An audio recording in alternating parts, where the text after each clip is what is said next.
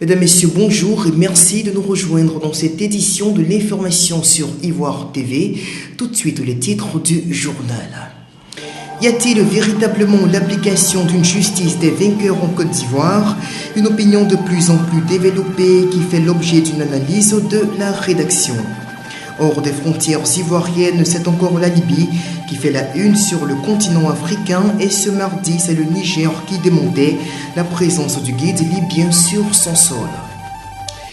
Quelle justice ivoirienne pour aborder l'ère de la réconciliation nationale alors que les condamnations se multiplient contre les partisans de l'ancien régime, une situation qui laisse transparaître l'application d'une justice unilatérale, comme le constate ici l'analyse de la rédaction.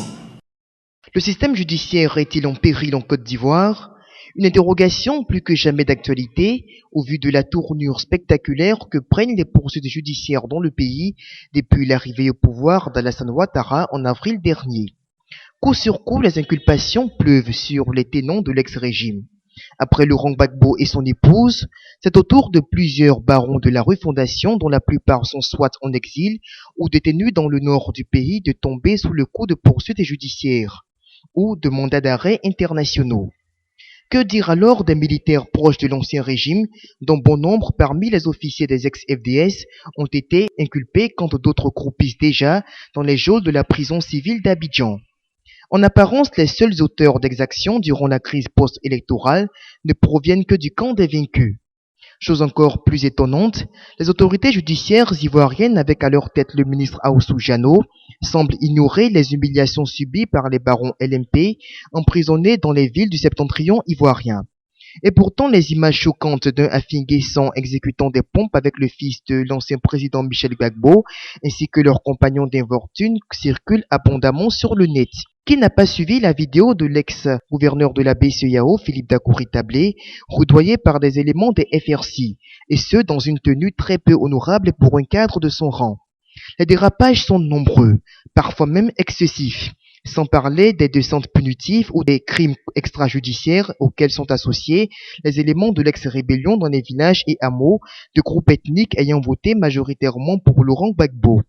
S'il est presque évident que les condamnés d'aujourd'hui sont loin d'être innocents dans la grave crise qu'a connue la Côte d'Ivoire de décembre à avril dernier, la responsabilité des massacres n'incombe pas moins aux forces pro-Ouattara et il apparaît alors plus que nécessaire pour le chef de l'État ivoirien d'interpeller les autorités judiciaires des Burnis pour que cesse la justice des vainqueurs dans le pays.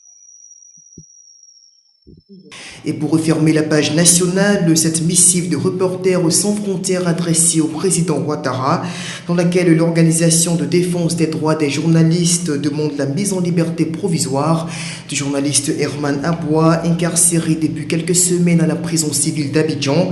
Pour RSF, le numéro 1 ivoirien devrait faire appliquer la loi sur les médias de 2004, dépénalisant les délits de presse. Ailleurs sur le continent africain, le Niger reconnaît la présence sur son sol de plusieurs hauts responsables libyens pro-Kadhafi, dont le chef de la sécurité du guide Mansour Dao. Cette confirmation est survenue ce mardi dans la capitale nigérienne Niamey de la part du ministre de l'Intérieur Abdoulaye Do, qui a par ailleurs réfuté l'information tendant à faire croire que Mouammar Kadhafi se trouverait actuellement sur le sol nigérien. Mouammar Kadhafi en fuite, toutes les rumeurs ont couru ces derniers jours sur l'endroit où il aurait trouvé refuge. On l'a dit à Sirte, à Bani Walid ou dans le sud de la Libye. Les ex-rebelles ont une crainte, qu'il puisse leur échapper en passant à l'étranger.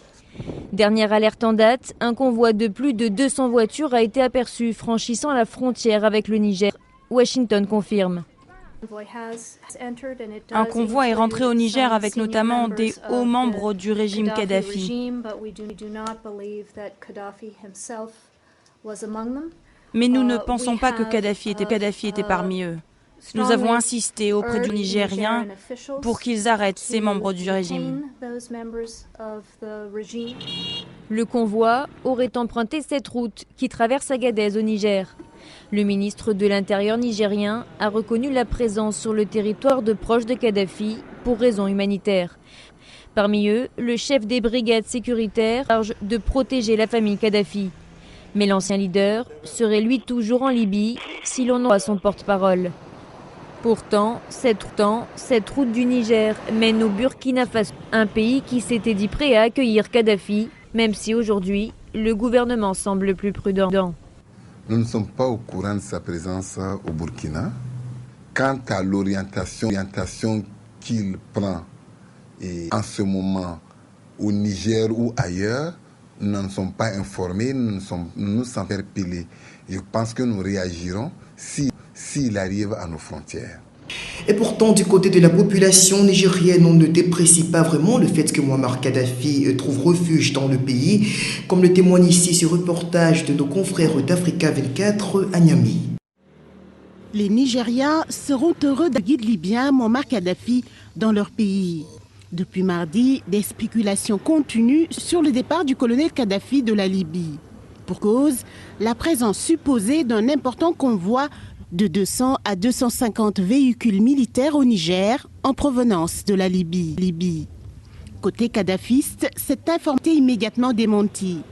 Pour les Nigériens, accueillir le colonel Kadhafi est un honneur, car la Libye est un pays frère. Il peut aller et venir comme ça lui plaît. Il est notre frère et notre voisin. Beaucoup de nos parents étaient en Libye pour y travailler. Nous n'avons aucun problème avec lui. Les portes du Niger lui sont ouvertes. Toutefois, même si ce sentiment d'hospitalité se confirme chez les Nigériens, les craintes demeurent. Nous craignons qu'il amène l'instabilité dans le pays, mais il est un musulman comme tous les autres, et un musulman ne peut pas chasser son frère. Aujourd'hui, le guide libyen reste introuvable, mais continue de défier les rebelles du Conseil national de transition qui contrôle désormais du territoire libyen. Leur objectif final, capturer Muammar Kadhafi avant de déclarer toute victoire. Les Maliens restent toujours fortement attachés à la médecine traditionnelle qu'on estime à 80%. Le taux de Maliens se fiant encore à ce genre médical. Un tableau qui dénote bien de la bonne cohabitation qui existe dans le pays entre médecine traditionnelle et médecine moderne. Paris réussit pour la médecine malienne. Le secteur semble avoir réussi l'alliance parfaite entre modernité et tradition, car au Mali, une large partie de la population continue d'utiliser les médicaments traditionnels en premier recours, ce que les praticiens des deux entités semblent avoir accepté. Il faut encourager la collaboration entre les deux systèmes de médecine, parce qu'il y a une complémentarité entre les deux systèmes. Cependant, chaque système doit reconnaître ses limites. Donc le tradipraticien qui doit collaborer avec un agent de santé conventionnel doit savoir à quel il doit se soumettre à la collaboration pour référer les malades. Le sauvetage de la médecine traditionnelle est l'une des priorités des herboristes du pays qui tentent aujourd'hui d'améliorer leurs pratiques à travers une meilleure conservation des plantes. Certaines de nos plantes disparaissent. Nous voulons que les autorités nous octroient des champs où nous pouvons cultiver ces plantes médicinales qui sont maintenant difficiles à trouver dans la brousse. Plusieurs initiatives ont facilité la jonction entre médecine traditionnelle et médecine moderne. Reste aux utilisateurs de faire bon usage de l'utilisation des deux systèmes combinés. Et on termine ce journal avec un tour d'horizon de l'actualité en quelques minutes. C'est la confusion à New Delhi ce mercredi matin après une explosion mortelle devant la haute cour de justice. Selon des témoins, la bombe a explosé alors que des centaines de personnes faisaient la queue à l'entrée du tribunal. Il était environ 10h10 lorsque l'explosion a eu lieu, quelques minutes avant le début des audiences. La police boucle le périmètre et évacue les lieux, tandis qu'un balai d'ambulance emporte les blessés vers les hôpitaux de la capitale. Selon les premiers éléments d'enquête, la bombe aurait été placée près de la réception, à l'une des principales entrées du tribunal. Nous devons encore réunir des indices et nous avons fermé le site. Notre équipe est sur le dossier. Nous pensons que la bombe a été placée dans une mallette. Le Harakat al-Jihad al-Islami, un groupe armé pakistanais créé en 1988, revendique l'attentat dans un mail adressé au Bureau national d'enquête de la lutte contre le terrorisme. Cette explosion a lieu à peine 2 mois après un triple attentat meurtrier à Bombay, toujours non élucidé. C'est la deuxième fois que la haute cour de Delhi est la cible d'un attentat. En mai dernier, une bombe explosait dans un parking près du tribunal sans faire de victimes. Nous constatons, comme le Conseil des droits de l'homme des Nations Unies, que le régime syrien s'est livré à des crimes contre l'humanité et que la façon dont il a réprimé les manifestations. Voilà, le JT d'Ivoire TV pour ce jour, c'est terminé. On se retrouve demain jeudi pour un autre point de l'actualité. D'ici là, portez-vous bien, restez connectés à l'écho de l'info sur le net. Au revoir.